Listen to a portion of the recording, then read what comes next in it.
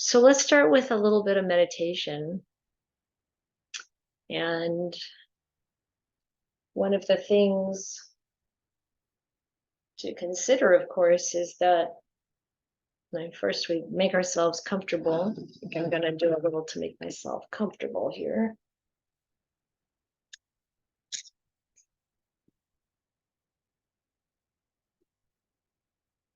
And then when we get our body settled, we close our eyes and we really start to tune in to our breath, or whatever meditation object you tend to use.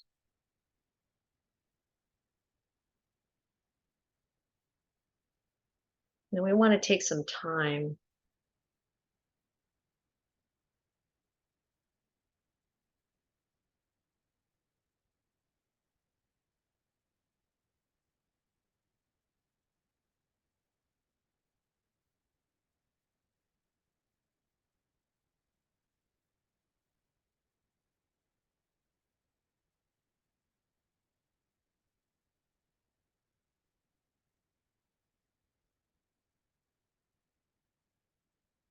So if we're tuning into the breath, then really noticing the whole in breath, being present with it. As soon as it begins, as soon as the body starts to take in the air,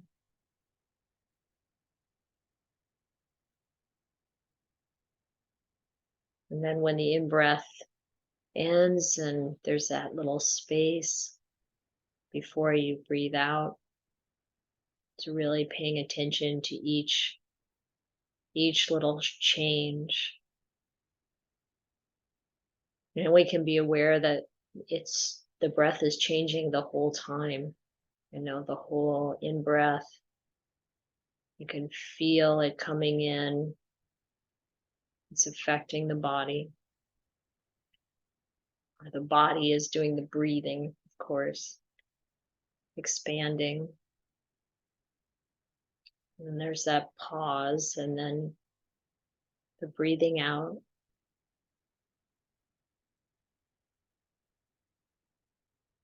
Now, for some people, this is immediately calming.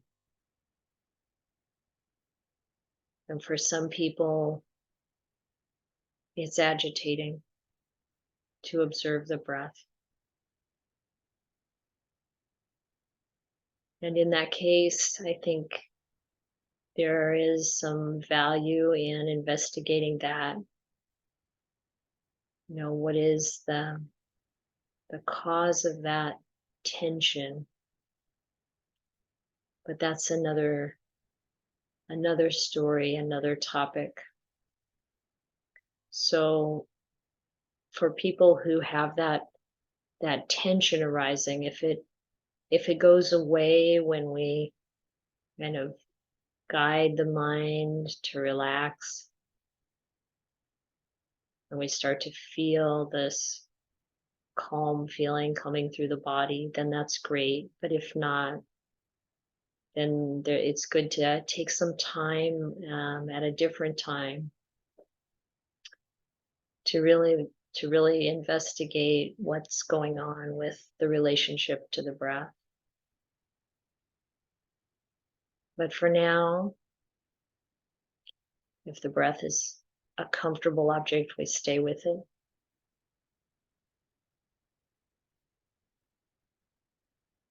And we don't let an in-breath or an out-breath go by without noticing that it's an in-breath or that it's an out-breath. We just gently and kindly being there present without any force.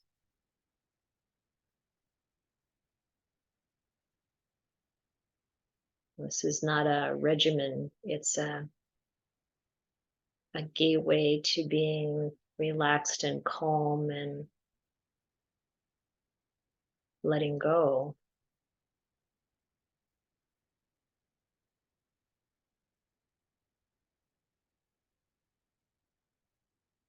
It's not a requirement. It's an opportunity.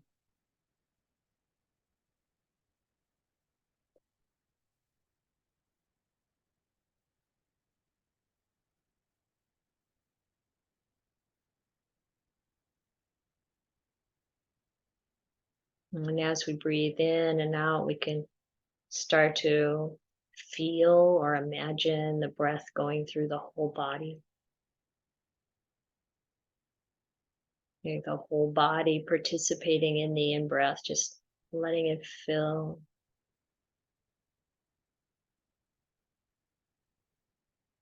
And then the body breathing out,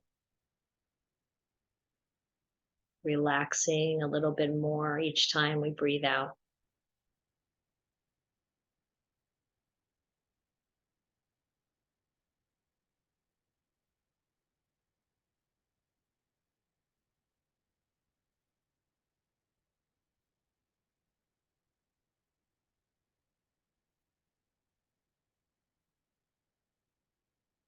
And the more we stay present with the breath and relax, the more beautiful the breath becomes. And the more we feel that breath energy in our body.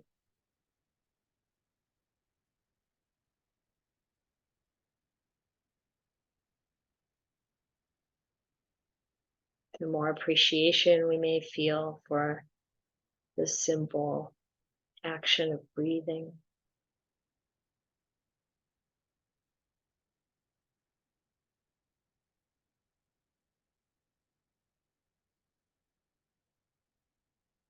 And there is a kind of spiritual connection through the breath.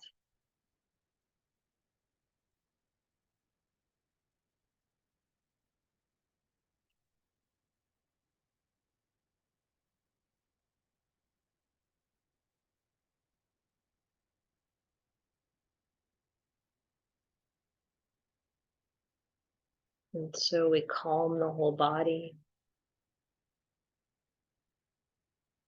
And then we notice the feelings that come with this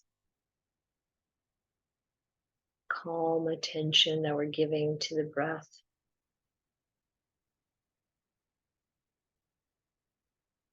To the whole body breathing.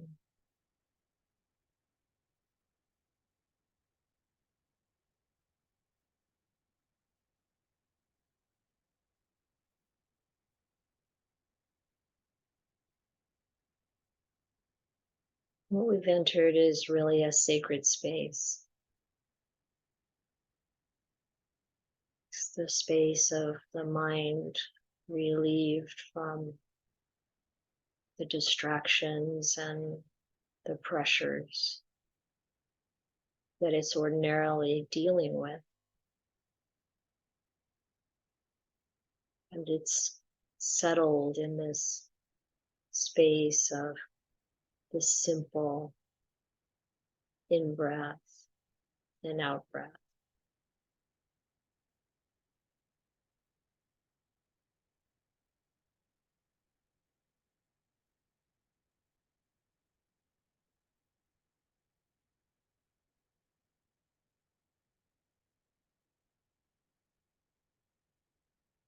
And if there are no distractions and the mind is able to become settled and calm, we can just relax more and more and let the process of meditation itself take over.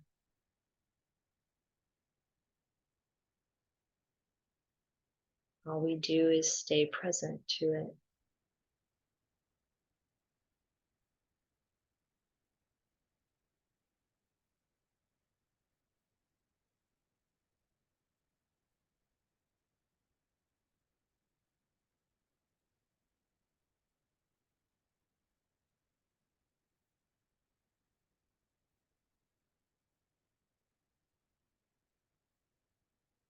We might reflect on whether or not there are any hindrances at the moment.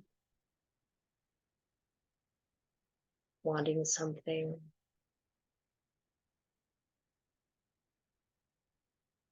wanting to get rid of something or some kind of negativity.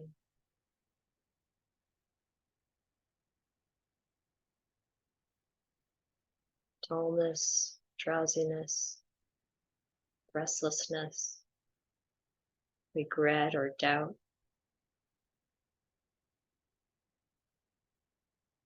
And maybe none of those are present.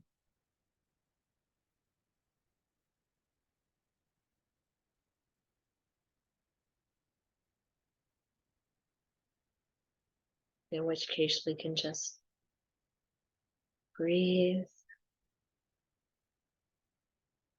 and enjoy time, the timeless.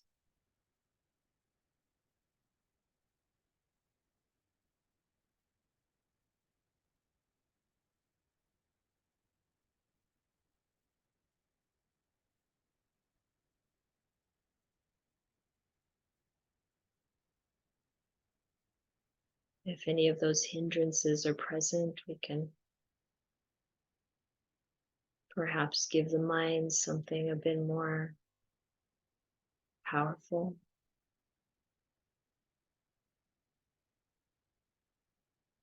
Maybe reflecting on peace, reflecting on love, reflecting on compassion.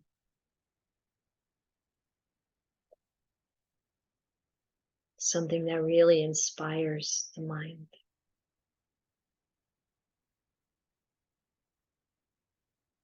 The Buddha, the Dhamma,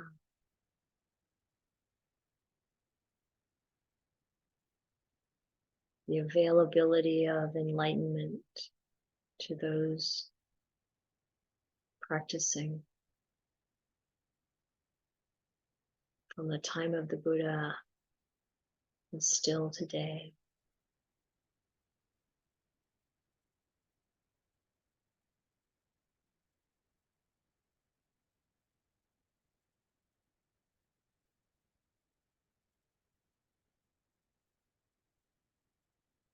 The exquisite beauty of virtue and generosity.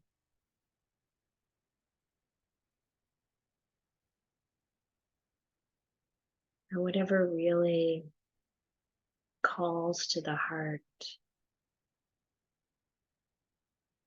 pulling it away from the worldly concerns and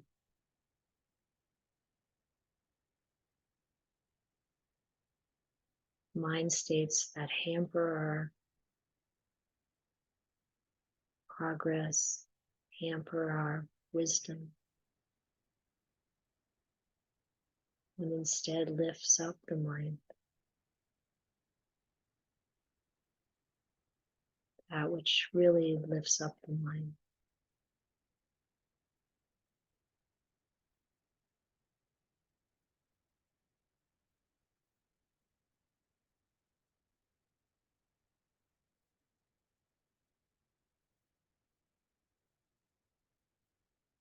Spiritual friendship.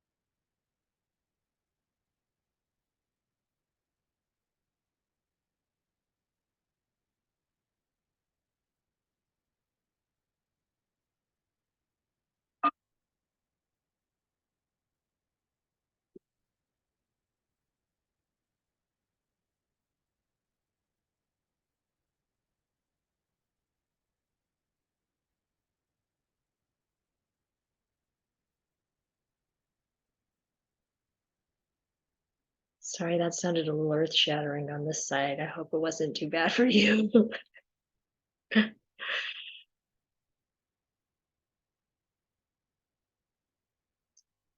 So today I want to talk about ill will, the hindrance that's usually listed as the second one. And, one of the things that's said about it sometimes is that it's the easiest one to deal with.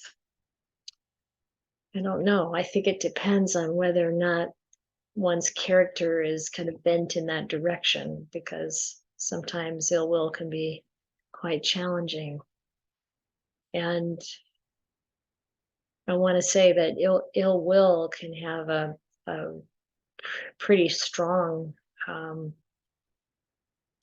kind of meaning, sometimes actually wanting something, some kind of misfortune for someone else, but it can also be a bit more mild, you know, um, irritation or just some kind of negativity.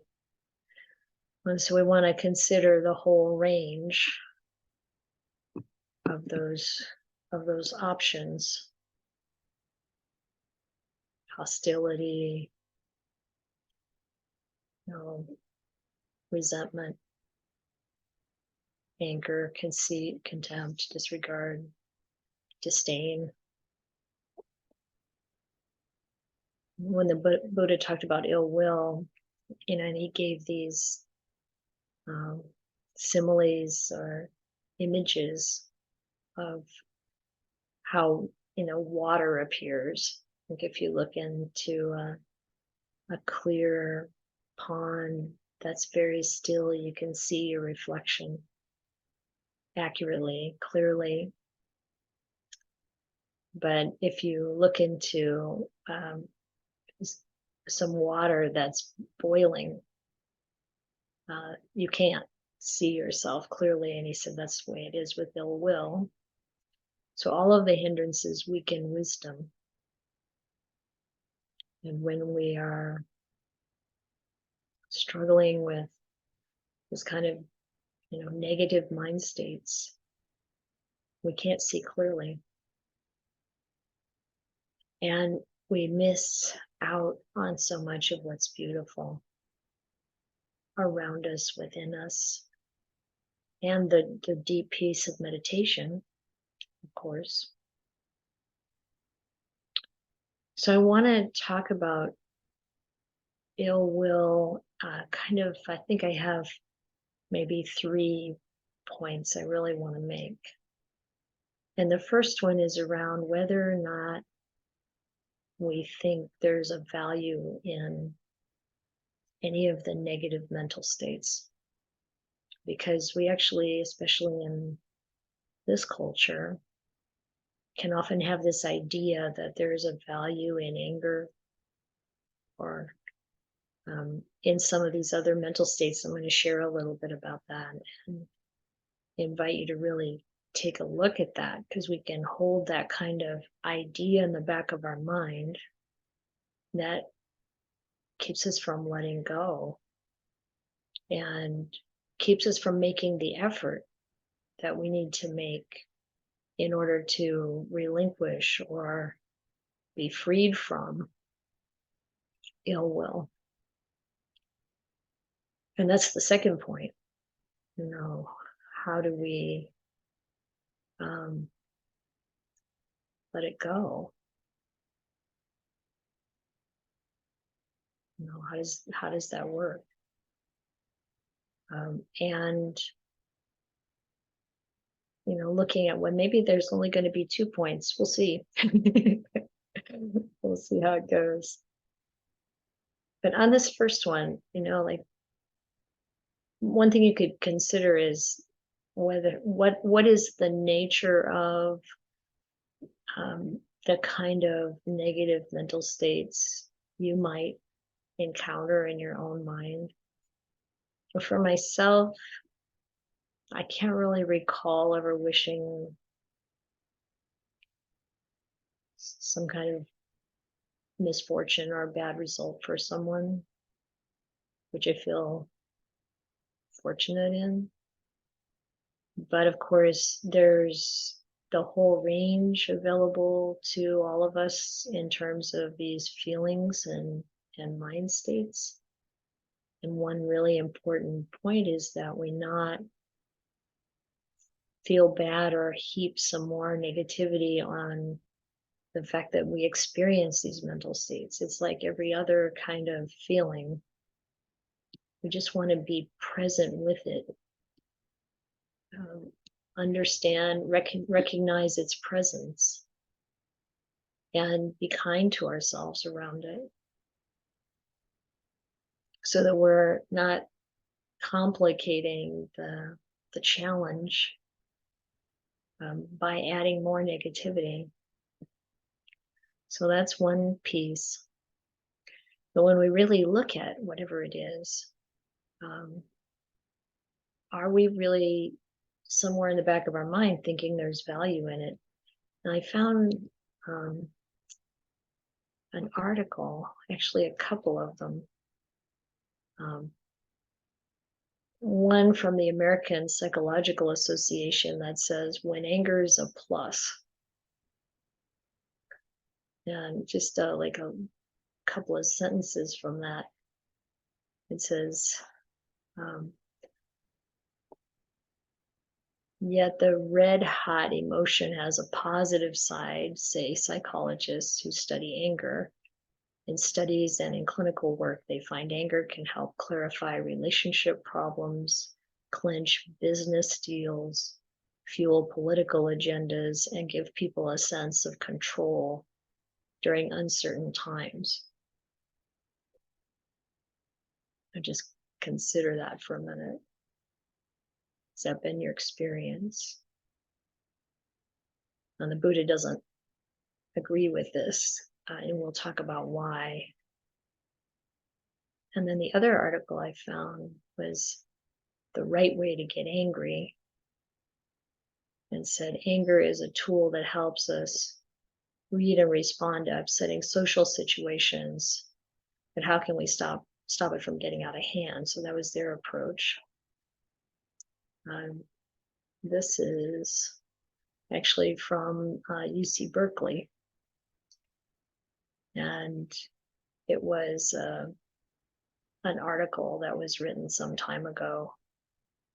And anger is, they say, in itself neither good nor bad. It's what you do with it that matters.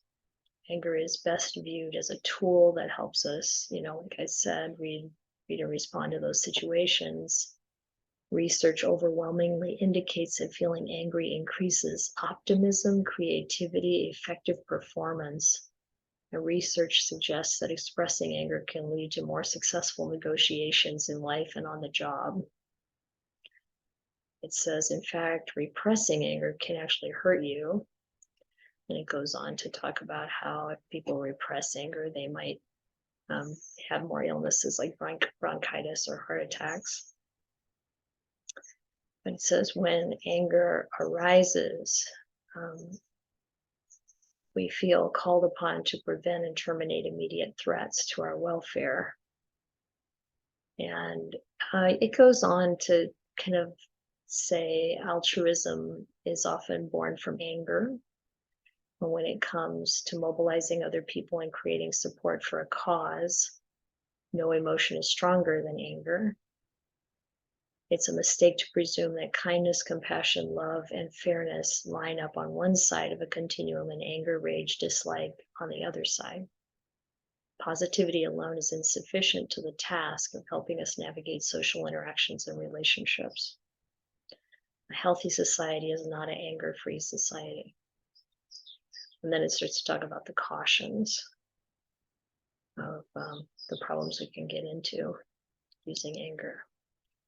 So I'm sure this is not news to any of you, but it's interesting to really look at from the perspective of Dhamma, because these are common kind of things that we think of in our society. So what did the Buddha say about this? Well, he never praised or condoned anger. And I think what's missing in the understanding is that it's not, I agree with the article that it's not that those positive emotions are on one side and anger on the other, but there's something else that's missing here, and it's wisdom. So when we feel threatened, or when we're in a situation where anger arises, the Buddha suggested that we see anger as a problem, not a solution. And that the problem with it is that it weakens our wisdom, that it drives actions and aggressiveness in a way that doesn't really lead to positive results in the long run. It's true that all of our emotions can help us understand better what's happening to us, but then we don't want to act upon them in a way that's going to lead to more trouble and problems for ourselves and others, right? Of course. So when we look at what's really happening in the situations that these articles are describing, is that there's a lack of understanding of how to bring up energy and commitment and action and really inspiring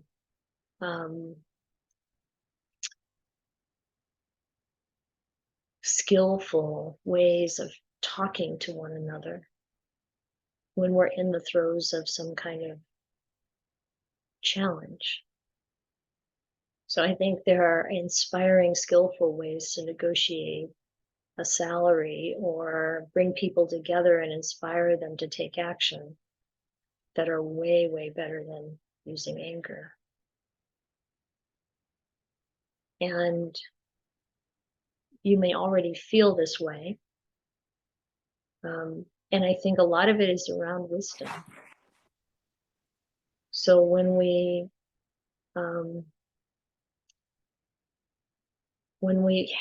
have wisdom in a situation, we have clarity around what's happening. And when there's clarity and the ability to find a means for working with what's happening that's peaceful but strong and clear, and then the solution doesn't have the same kind of toxic fallout that it has when we use negative emotions. And like we can see how the Buddha did this. It wasn't like he was always sweet and gentle. He could be very strong and firm, but it was always through truthfulness and wisdom. It was never out of anger. And it's the boiling water tells us, okay, when we're working from negativity, we're not seeing things clearly. And this is the point. So looking at, okay, is there some attachment I have to the negative mind states that arise?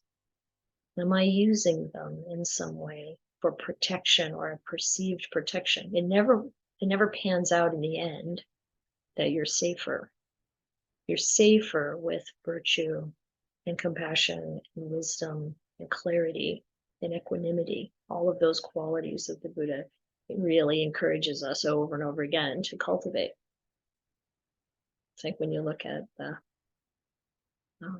sutta on the highest blessings, and you see all of those choices that we can make in our life, and then at the end, you live this way, you're safe wherever you go.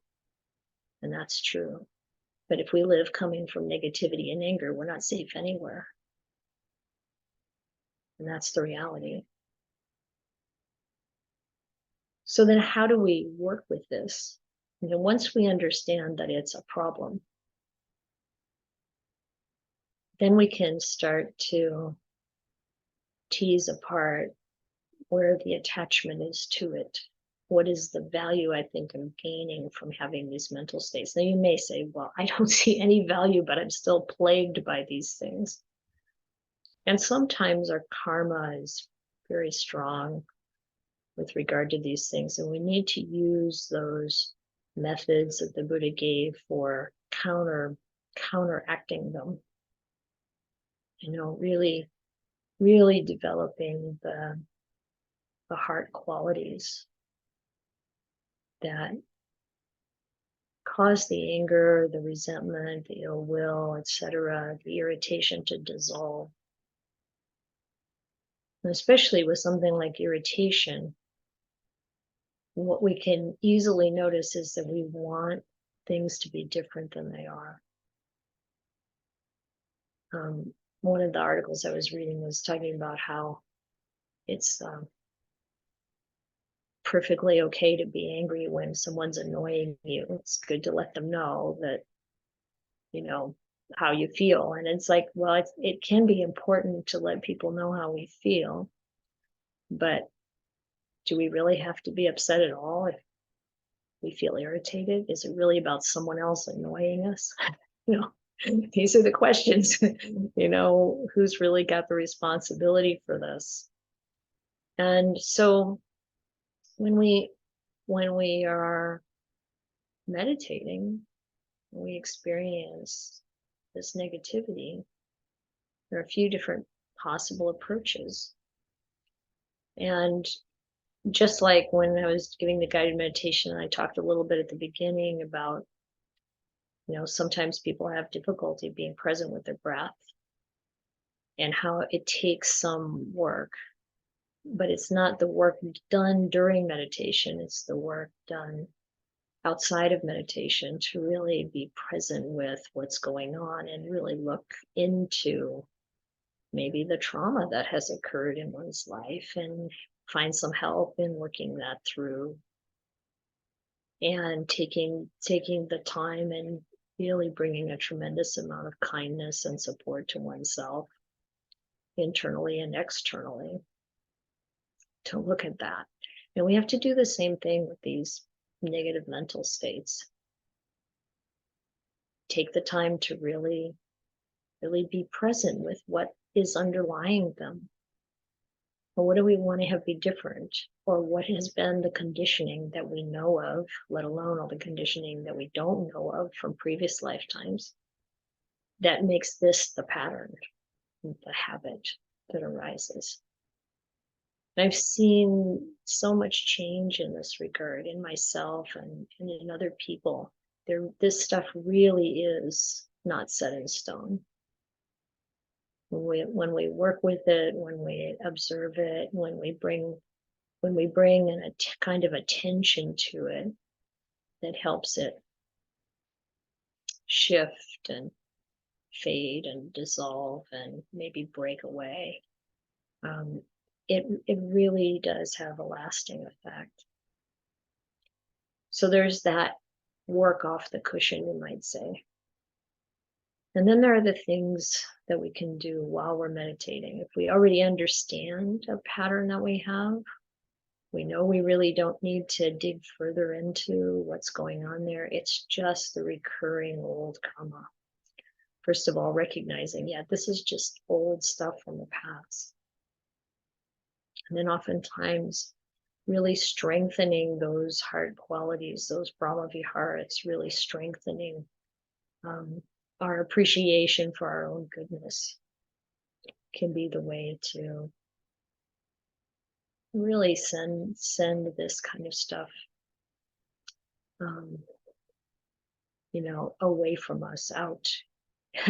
It's funny, even as I say that, it has a ring of aversion to it, so don't go there. It's very easy to think, I want to get rid of this, but that's not the way. The way is being present with it and really supporting the mind with clarity and kindness.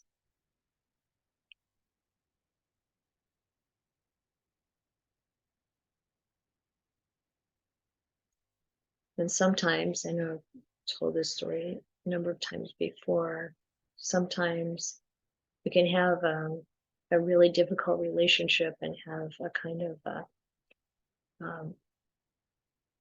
built up negativity with someone. And, maybe the best thing is to step away from the relationship for a while, or just not engage, which is what happened with my mother. Her sister-in-law, she and her sister-in-law were having, it was a pretty awful kind of interactions. My mom didn't respond back in a negative way, but she would always feel so hurt by things, and she really had tremendous negativity towards her sister-in-law.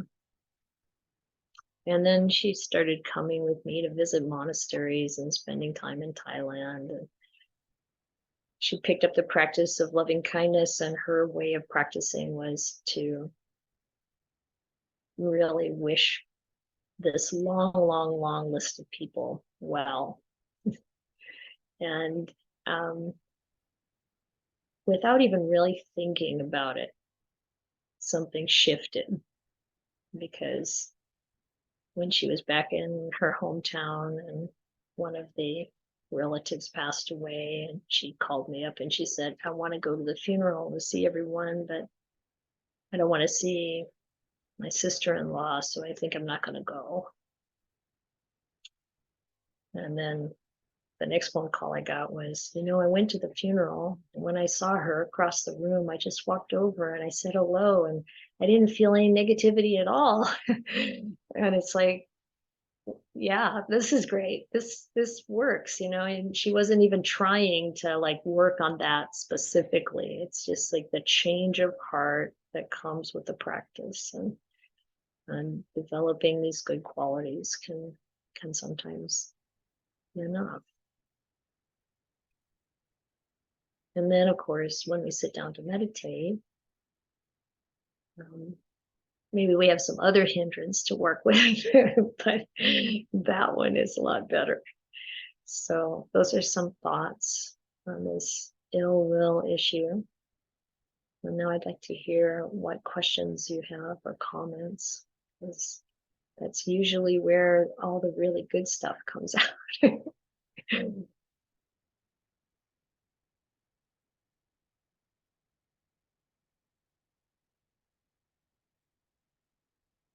Karen?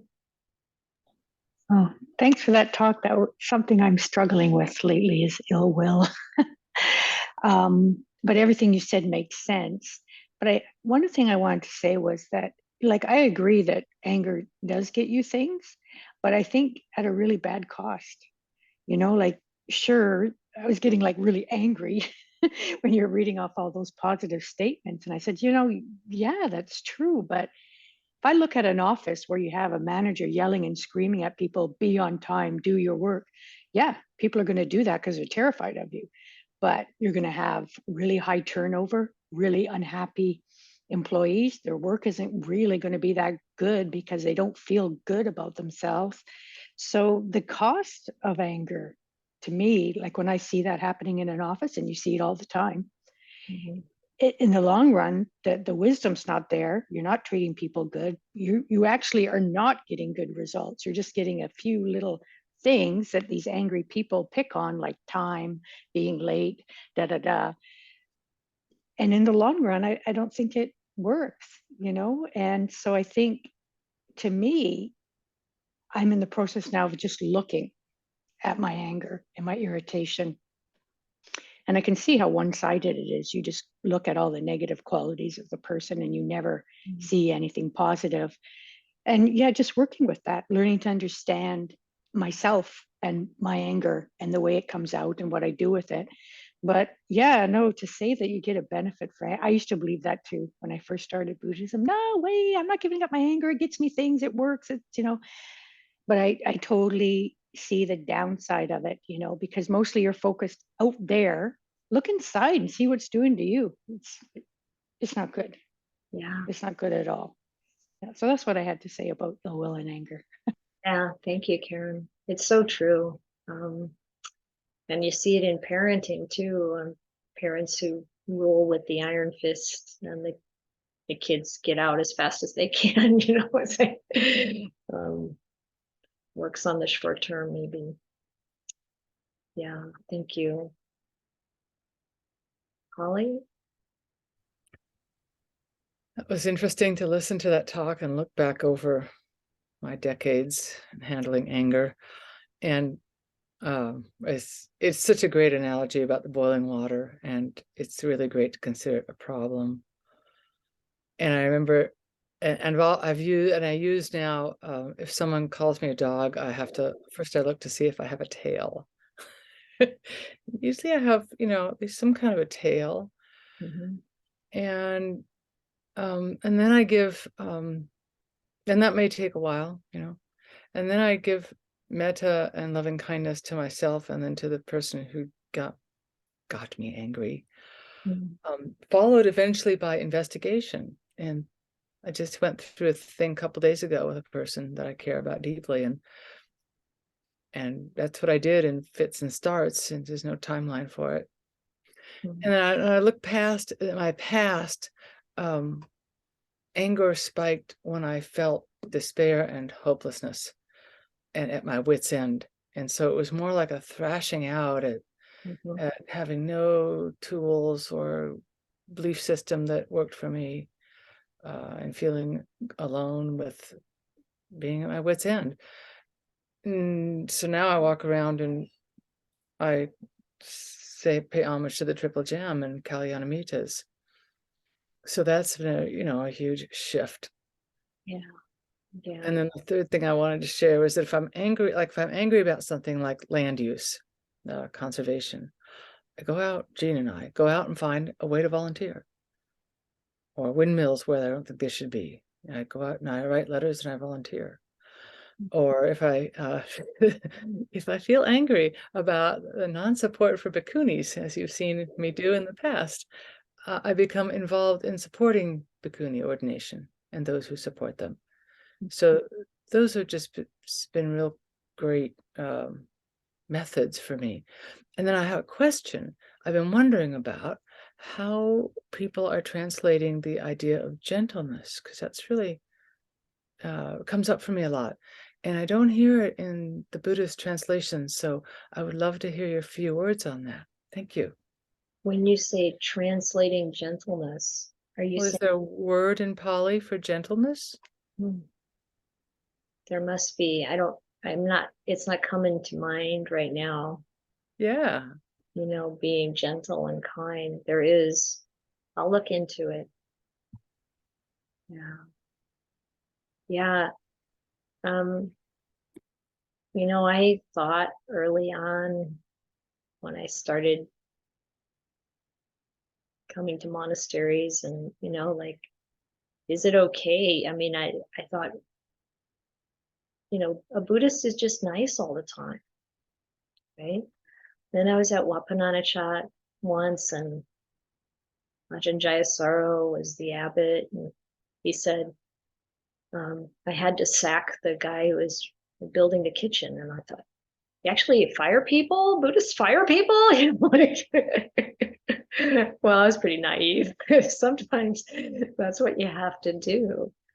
But it doesn't have to be done with ill will. It doesn't have to be done with negativity, and you don't have to spread,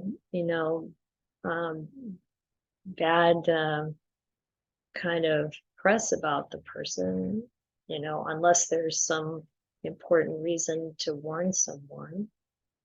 And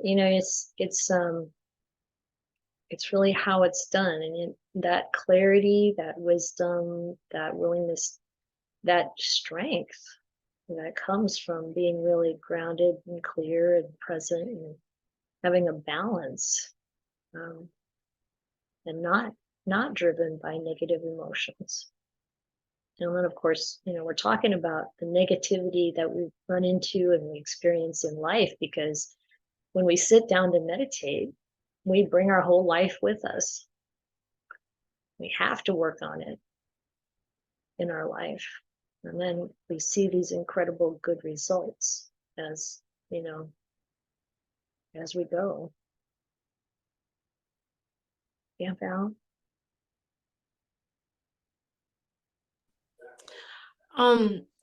When I heard your first, the first thing that you read about anger, the first list, and in there was to gain a sense of control. Anger helps to gain a sense of control.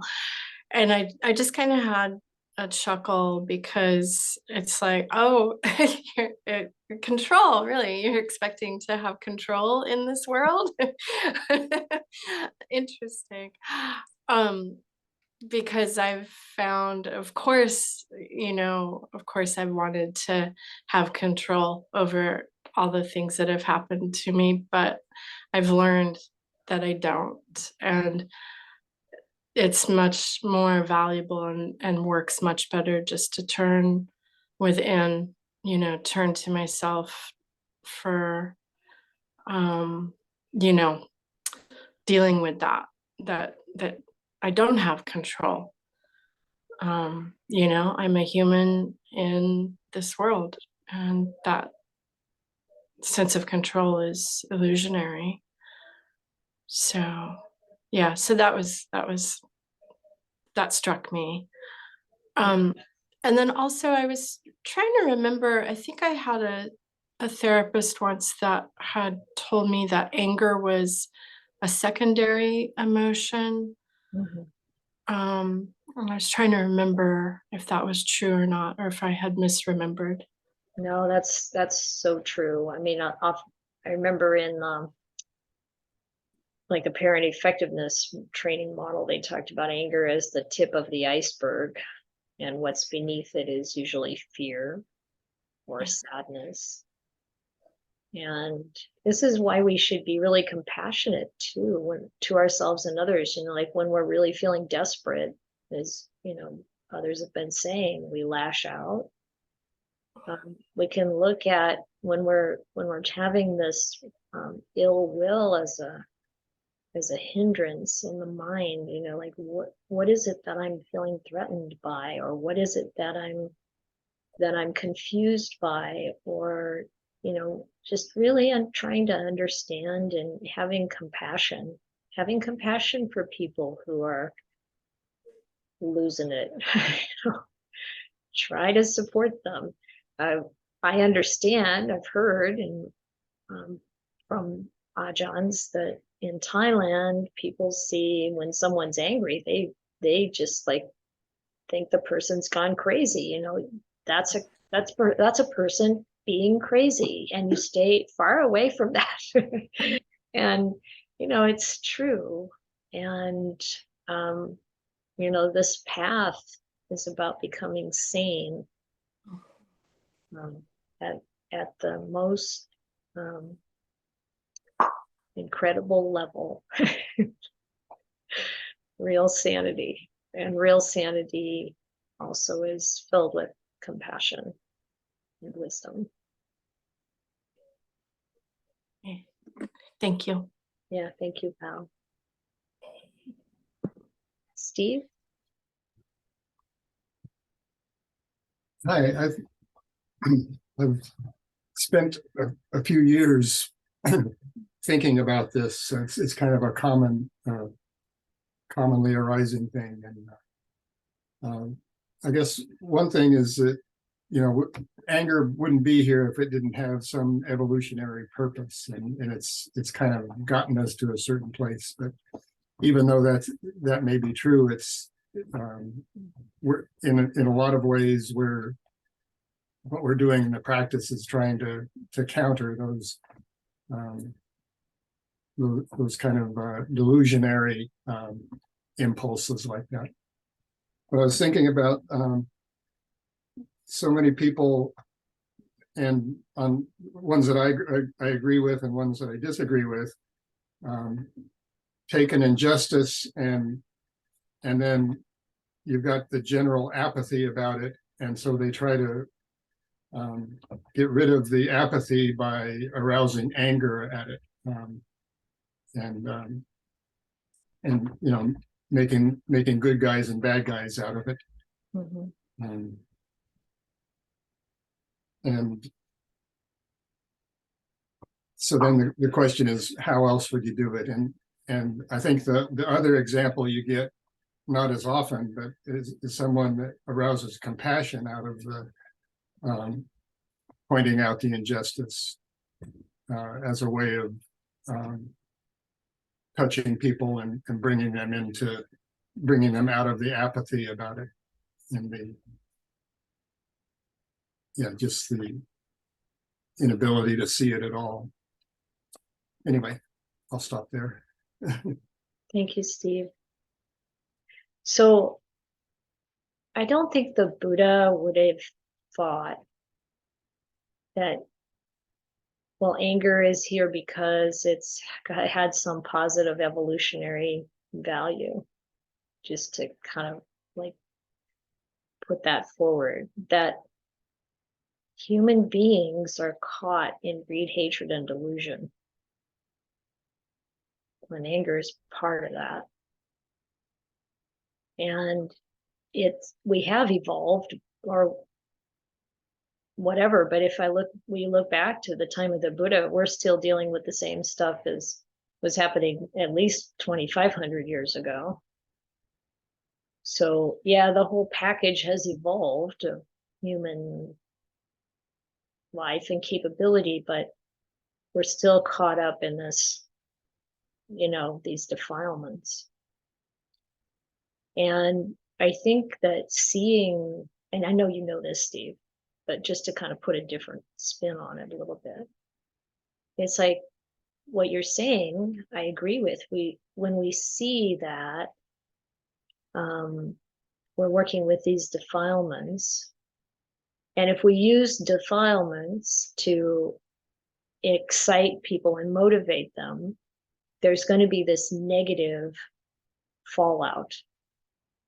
We're still just mucking around in the same mess.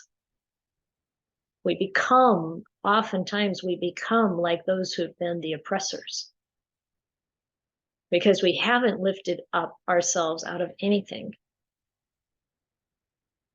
And so it's through really seeing the spiritual qualities, the virtue, the training of the mind, the development of wisdom, the insight. It's really through that we are able to respond, able to appreciate what we're experiencing in a way that leads upwards, in a way that actually inspires people. So you look at the nonviolent movements, you look at Martin Luther King, or, people who really have the ability to inspire people to risk their lives, to, stand up for what's wholesome and good.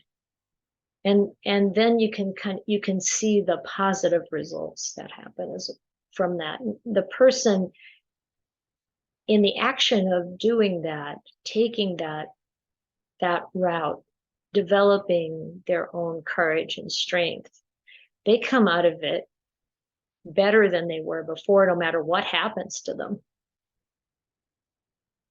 And this is what we need to do in our own life, on a daily basis for ourselves, because we already have the beautiful teachings, and we have the beautiful examples, and we can do this. And so, purifying our minds, purifying our lives of all these negative flavors of ill will, this is part of what ennobles us. This is part of how we develop as noble disciples and become free of this part of the suffering package. So thank you for those reflections, Steve. This is the kind of stuff that we need to reflect on and think about, because this is the world we are in. This is the situation of human life. Amir? Thank you. In a way, you said a little bit of what I wanted to say, which is I wanted to ground it into the place of greed, hatred, and delusion, that it's like these deep energies that we're working with and trying to uproot. And it's not so easy. And so the encouragement is helpful. And I am an anger type. And I can say that the energy is really strong. And I'll say two ways that I've been thinking about it. This is something I got on when I was sitting with Analio last year. He's also an anger type, and that was helpful. And he pointed to the emptiness practices, and I found that really helpful to like really because that just changes the dynamic, you know, when the energy arises. And he also said, when the anger comes up really strong, at that point it's too late. You can't then like go sit down and try to practice emptiness. That he's like, at that point you have to like go for a jog or lift some weights or just like move the energy. And I'll say that yesterday I was sitting on my deck and I saw this guy who was the man who instigated this process against my dog. That's an easy way to say it. And I just got just this coursing in my body. And this has been over now for quite a number of years. It resolved well enough. And yet just coursing through my body. It was a really strong, and I pulled that, I think it was something you were saying last week, just the line from the Metta Sutta, may I not do the slightest thing that the wise would later reprove. And I just kept saying it to myself and saying it to myself because I really was on the edge of like confronting him, even though nothing was happening in the moment. But it took, even in that situation, it took so much determination and letting go and moving of the energy and trying to just like, you know, let that be the guiding principle and then not act. And then it did resolve much more quickly than if I had acted, which would have escalated all the energy. But I just wanted to like put in that it's really hard. And it's like uprooting the poisons. It's like uprooting, it's like to uproot is like takes so much clarity of effort and determination. And yeah, that's it. I have 1,000 stories, but I think that's enough of how to actually, you know, negotiate that energy. Not easy. And I appreciate what you were saying too about you want to listen so that you can really understand it, so that you can know what's important to be known and then act skillfully with that. So that's it for me. Thank you. Thank you, Mira. It's so true. I mean, first of all, you had to have a very strong understanding that the negative emotions are toxic before you would even put in that effort to restrain yourself. And you had to have a very clear understanding that if you did something, like you said, if you had confronted him, it wouldn't have only brought up all that energy in you, but it would have been more fuel from him and back and forth and troubling your whole community. And oh my God, you know, it would have been a nightmare. Yes. Yeah. And it is really hard.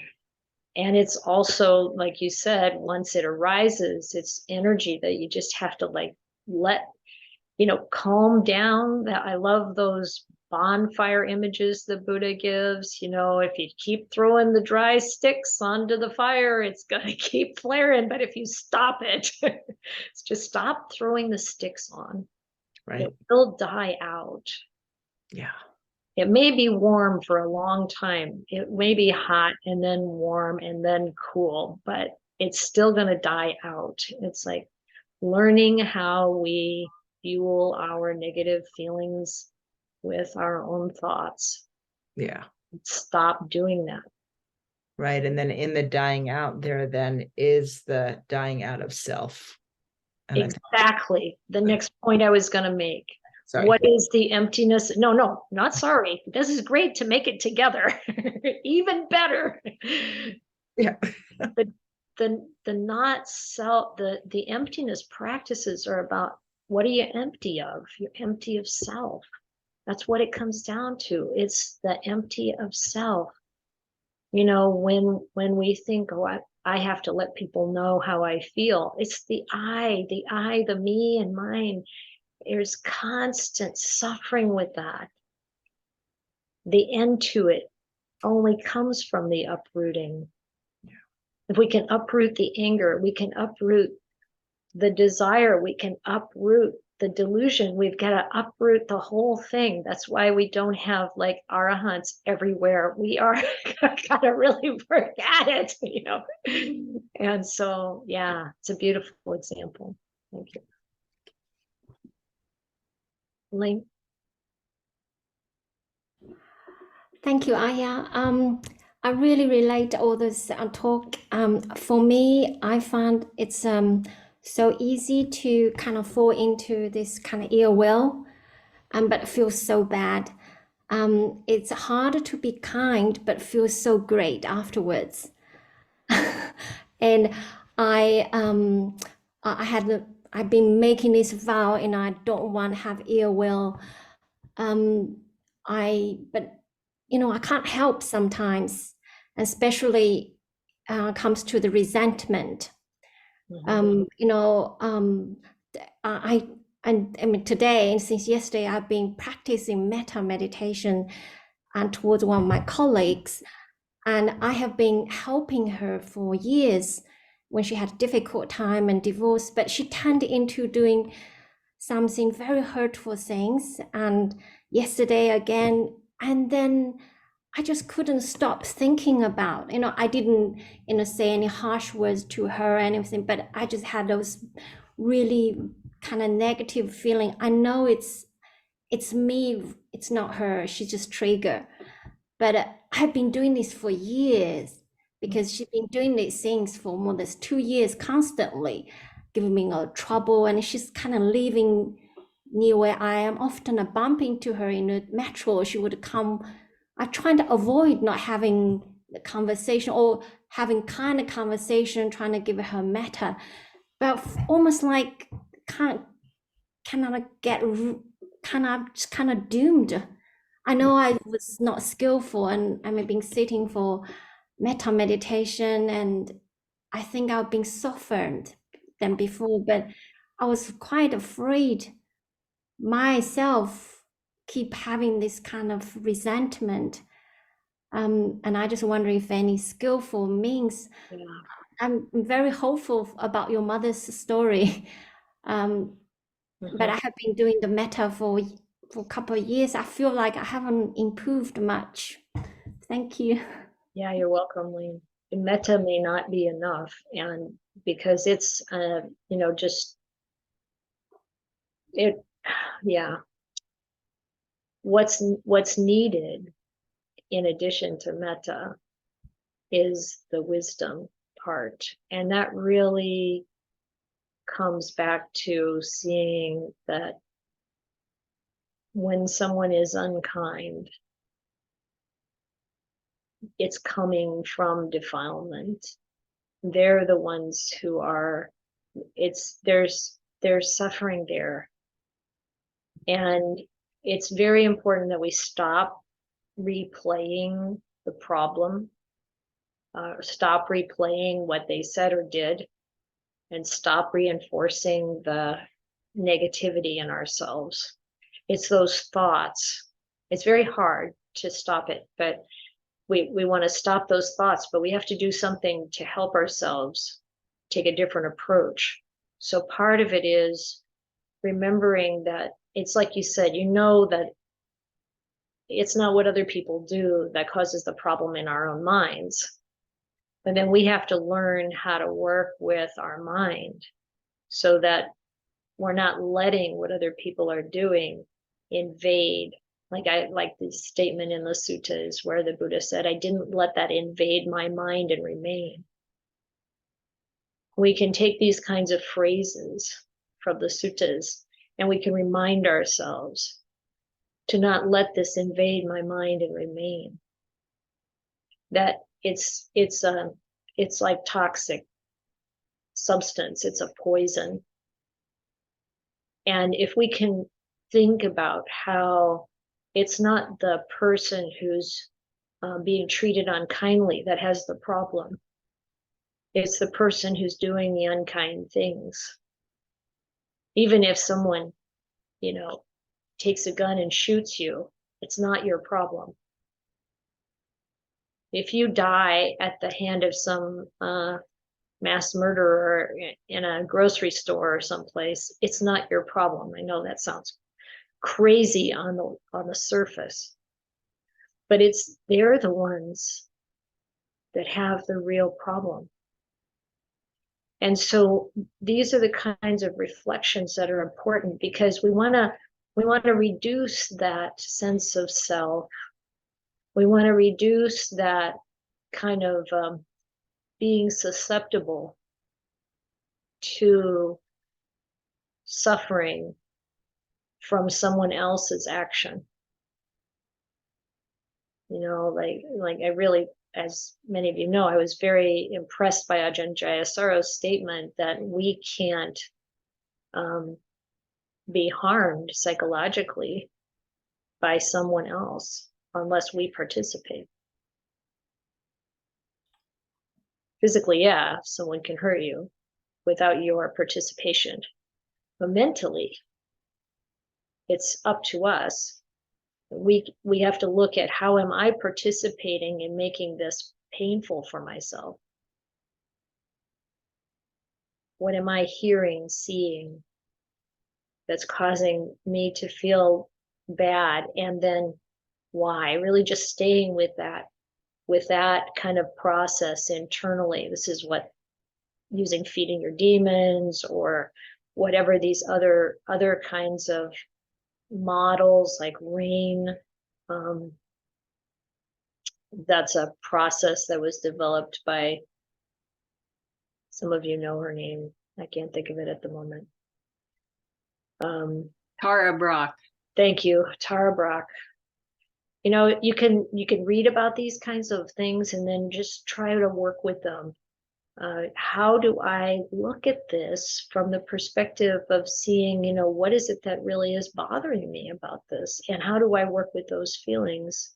How do I work with that, like, makeup of my mind? I mean, you know, anyone would say, yes, if you're in a work situation where you've been helping someone out and then they turn around and maybe they get competitive and they kind of stab you in the back in some way or whatever it is that's going on, it's terrible. It's not the way people should act. But the reality is there are people who act like this all the time, everywhere in the world. We only get upset when it's aimed at us. Why? You know, we have to bring the wisdom to it. We have to bring, you know, all of the tools, not just metta, the investigation. And it's helpful to talk with spiritual friends. People who are not going to say, yeah, that one lady was really bad, she's doing this, and, you know, not somebody who's going to get on board with it and, you know, say the same things that we say in our own minds to keep the fire burning, but to someone who's going to, you know, reflect on, wow, yeah, human beings have a lot of dukkha and they're really good at spreading it around. And we don't have to participate in that activity, internally or externally. And so more wisdom practice, I think, would be helpful. Yeah. Thank you, Yaya. Yeah, you're welcome, Ling. James? Hi. Makes a lot of sense what you were saying about the Thai, saying that someone whose anger is like almost mad, you know, I just think back to this thing last year when I got really quite disproportionately upset about something that someone said, you know, just sort of a typical situation, to the extent that it sort of like really disturbed my sleep for a night. I was really sort of wound up about it. And yet, reflecting back on it not long later, it just didn't really make any sense. So it's, it really is, there is a kind of madness. And like I did my first week-long retreat last year, and I found like the whole thing was basically ruined by that, because like so much ill will ended up coming up, and well, I won't bore you with the sort of like tiny little insignificant things that sort of brought out rage in me, but I don't know. I suppose it seems obvious that the anger wasn't arising from these little things that were annoying me, but from something much larger. Can you say about there's the fear and sadness behind anger? So that was certainly the case. I mean, I think I do end up suffering a lot of ill will, but I do think it's to do with because I find the world to be a threatening place, so it's kind of almost a response to it, really, I suppose. Mm-hmm. Yeah, but it's a difficult one though, because it's like with anxiety and other things. It's you know, when you're in the grip of the madness, what can you do? But I guess it's the work you do before then, though, isn't it? Yeah, and like you know, Mayra was quoting Bantianaglio, you know, you have to have some mechanism, some tool, some approach when you're in the grip of it, that you do something that's actually positive. You know, like make that kind of go-to habit of, okay, when these heated emotions, whatever they are, come up, what can I do with my body physically, with my mind, to like stop throwing the fuel on the fire and let it calm down? And maybe that, you know, go for a run, go for a walk, lift some weights, you know, whatever, but not punching a bag. Nothing that builds it up. What helps it to calm down, and then the thinking, replacing the thinking with not just a replacement, but with wisdom, with the kind of wisdom we know is true. Because what's the fear about? What's the sadness about? You get to the bottom of it, and it's about this misunderstanding of self. And so how are we gonna like start to let go of this me and mine? We've got to really go to the deepest part of the Buddha's wisdom, that there, you know, the banana tree, the palm tree, how he says you cut it off. And I saw it one time, they're hollow inside. It's just all those pieces that fold around and around the tree that make it look like it's a solid tree, and it is. But you know, you cut it and there's this empty inside, and that's what we are. All of this stuff that's been kind of like wrapped around, we want to think we're solid and whole and gonna last forever, and that's not how it is. So, you know, it's like if we can come to grips with that, what am I protecting? What if I could see that there's nothing to protect, there's nothing to lose, no matter what the world does? That's when we really, that's where, so the Buddha's like, he wants us to be completely free of this delusion, and we can be. So, you know, it's like when we take every opportunity, when something arises that we feel hurt by, or we feel angry about, or whatever it is, we take every opportunity to turn the light around and see truth about self, about dukkha, you know, about change. We're gonna really see a huge difference, a huge relief. Thank you. Thank you, James. Okay, Serena and Ron.